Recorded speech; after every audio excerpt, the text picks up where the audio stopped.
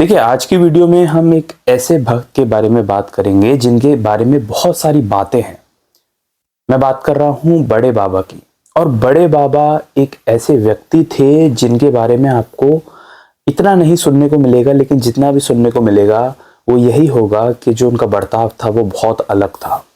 आज हम जानेंगे कि किस तरीके से बड़े बाबा शिरडी में रहते थे और बाकी लोगों का उनसे किस तरीके से मनमुटाव चलता रहता था, और बड़े बाबा का जो रिलेशन था वो साईं बाबा के साथ कैसा था।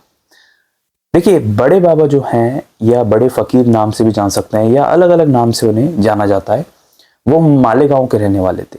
और 1909 के आसपास वो शिरडी आए थे साईं बाबा के पास। अब साईं बाबा जो हैं, बाबा को बड़े बाबा को बहुत सम्मान देते थे। मतलब जब तक बड़े बाबा बाबा के साथ रहे और 1918 में बाबा ने महासमाधि दी, तब तक बाबा ने कभी भी बड़े बाबा का अपमान नहीं किया।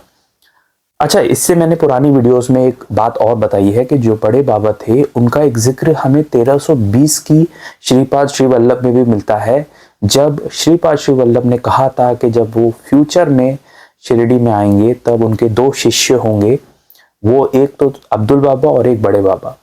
तो ये भी हमें एक जिक्र श्रीपाद श्री वल्लभ के चैप्टर 18 में मिलता है। वहीं अगर बात करें बड़े बाबा की, तो बाबा ने हमेशा उनको सम्मान दिया। जब शुरू शुरू में वो शिरडी आए थे तो बाबा उन्हें द्वारका माई में एंटर नहीं होने देते थे, और उसके पीछे भी बाबा के कुछ अपने रीजंस रहे होंगे, जहां पर हमें क्लियरली नहीं मालूम कि बाबा ऐसा क्यों किया था बाबा ने, लेकिन ये सिर्फ शुरू शुरू की बात थी।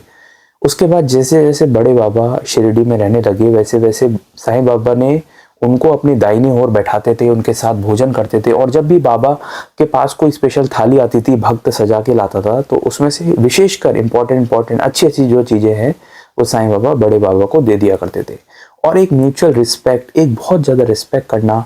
जब भी बड़े बाबा शिरडी से कहीं जाते थे तो 2-4 कदम चलकर साईं बाबा उन्हें छोड़ने जाते थे।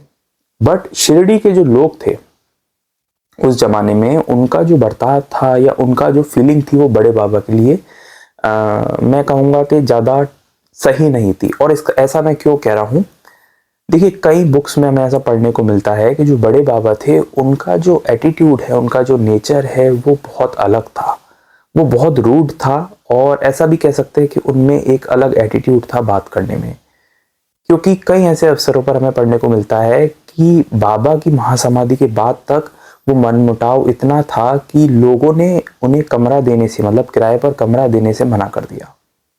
जिनमें नाना साहेब चंदोरकर और तमाम जो भक्त थे, उन्होंने बिल्कुल भी उनको रुकने के लिए कमरा नहीं दिया।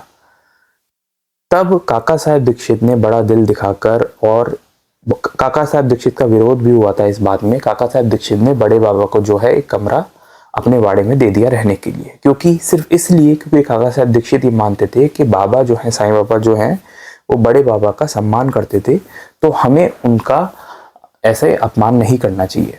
बट लोगों की भी कहीं ना कहीं गलती नहीं थी। मैं ऐसा इसलिए कह रहा हूँ क्योंकि जो बड़े बाबा थे उनका नेचर थोड़ा अलग था, थोड़ा सा शाही नेचर, थोड़ा सा एटीट्यूड, थोड़ा सा बात करने में रूड, ये हमें पढ़ने को मिलता है कि बड़े बाबा का कुछ ऐसा नेचर था। लेकिन कोई ना कोई उनके कर्म रहे होंगे जब भी बाबा ने उनको अपने साथ रखा और सम्मान दिया। बीच में तो हालत ये भी आ गई थी कि बड़े बाबा को लोगों ने शिरडी में रहने से मना कर दिया, क्योंकि बाबा जो है, बड़े बाबा को रोज पैसे देते थे, कभी 50 रुपए, कभी 55, कभी 60 ऐसे करके, और उनपे खूब पैसे इकट्ठे हो जाया करते थे।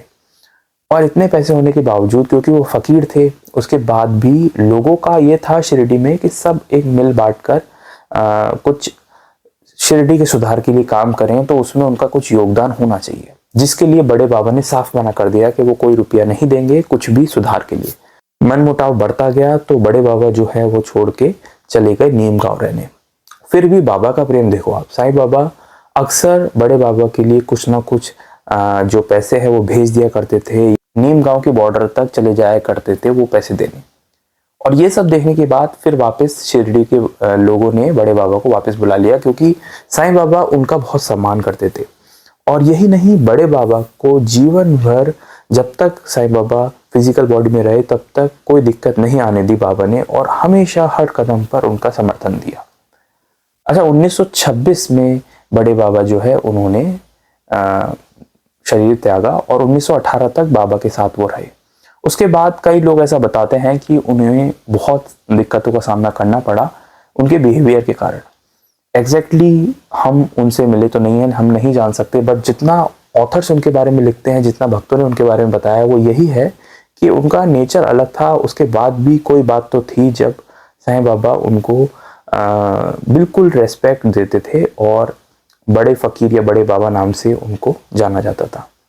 अच्छा, इनके बारे में एक चीज़ हमें जानने को मिलती है, क्योंकि बाबा इन्हें दक्षिणा दिया करते थे तो बाबा इनके भले के लिए हमेशा हर कदम उठाते थे।